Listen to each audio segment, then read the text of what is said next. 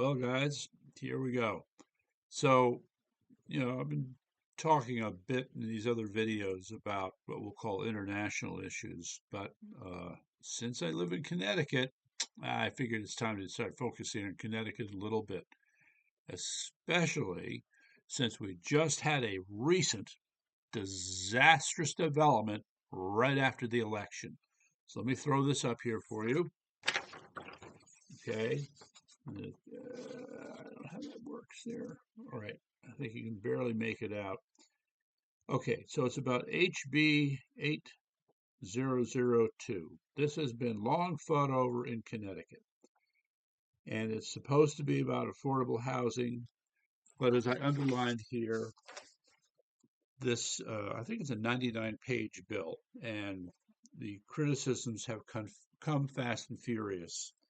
And boy, Governor Lamont, let me just say, you guys are placing what I would call a dangerous bet. You're betting that the people who are going to be most affected by this, either one, don't care, or two, they're going to forget about it, such that this time next year, you guys will really clean up in the state elections. I wouldn't be so sure about that, especially since we're going to be looking for a new governor. So this is going to be Exhibit A. You can bet on it, in my opinion. And believe me, I and others, we're going to work to make it Exhibit A. All right. Now, um, first, we want to start with a famous saying: when you don't understand the problem, you create problems. Yes. And so there's our argument here that the Democrats do not understand the causes of homelessness. You do not understand the causes of the affordability problem. You don't have a sense of the role of overregulation in housing. I mean, there are all kinds of problems we got here. And I'm going to take another one, my favorite subject, innovation. You guys don't have any idea of what constitutes innovative solutions. Now, it should be pointed out, and we'll not this video, but others get into the fact that the measures that have been put into this bill cannot be found in any other state in the union. So these are Connecticut's inventions, but it's not hard to figure out. When you look at them, it's just Democrats who love control. And it's the worst kind of control. It's called central planning. I mean, the notion that there's these regional councils that they're going to have, baloney. Baloney. Now, so I've set this up for openers here. And see, where do I want to start with this?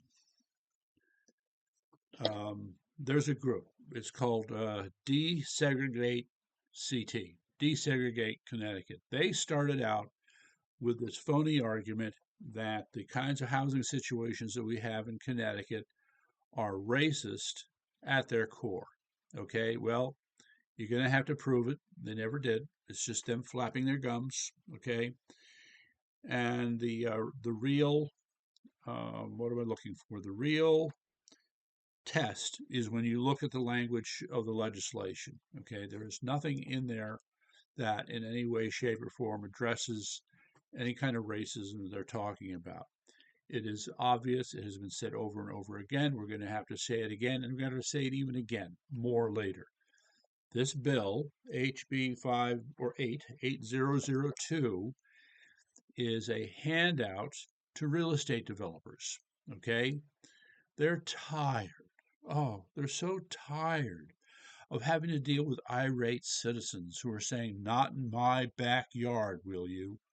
Okay? They're tired of people who are going to stand up to them and reject what are clearly bad ideas that serve only one purpose, and that's to enrich themselves at the expense of the people in the town. They want to be able to disregard architecture. They want to be able to disregard living conditions. All they know is that they want to follow this phony, not phony, phony affordable housing formula, or various formulas they're now trying to push, and just build something and walk away. No, not happening. Okay, so I'll just tell you that And also, ladies and gentlemen, this really is an example of what we call a 90-10 issue, right? It's not even 80-20, it's 90-10. 90% of the people who live in these various small towns around the state and the not so small towns, when they understand the designs of this bill, they're going to fight it too. It's not going to go well. All right. So I'm just saying. I'm just saying. I'd say one of the weirder. Well, it's not that weird, but I mean there are weird provisions for limiting septic, which doesn't make any sense. There are provisions for what am I looking for here? Um,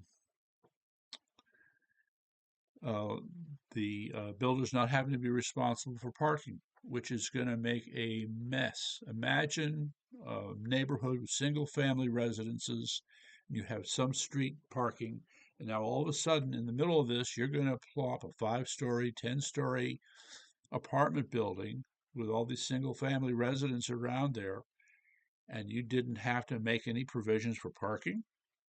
Well, obviously, you're going to create a real mess in that town, and it's going to be it's a weird kind of unfunded mandate. I find it amazing.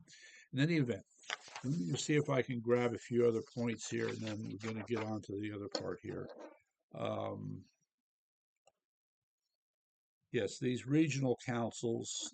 Um, yeah, that's right. So it says here the regional councils are mere middlemen, a cosmetic addition to paper over a fundamental loss of local control. And boy, is that ever true. So, um, yeah, the and what we're going to find is it's a small band of corrupt officials. Duff, I believe, is one of them. Is it Let me see if we can find those names here. Yes, we'll talk about them later. But uh, um, what I'm going to get into later is also these examples, such as from states like Texas and Montana and others who have their own solutions, none of which Connecticut paid any attention to, which only underscores the fact that this has been a handout to real estate developers with no interest in any kind of conciliation, any basis for mediation. No. This bill runs roughshod over people in their towns, and I think we're going to find that, quote, unacceptable. So I want to tell you now the primary opponent to desegregate CT is a group called CT169strong.org. Okay. I think her name is Maria Weinstein, and then there's Alexis Harrison, or the leaders of the pack there. And they're already putting out calls. And you know what? I'm going to throw in another one here. This you're not going to like. Well, some people won't like it. I can't say her name yet because I don't think she's quite made up her mind. But I'm just going to say that if this particular person who might have some celebrity status decides to jump into the race, it's gonna be a blowout. It's gonna be a blowout. Oh, yes. You'll see. We'll see. We don't know yet. Okay, so the bottom line is to look at ct169strong.org, get as much information as you can, and start the process. Start up your engines, please, because the pushback must begin now, and it will have to be sustained in the months to come. That's right. Okay, so talk to you later.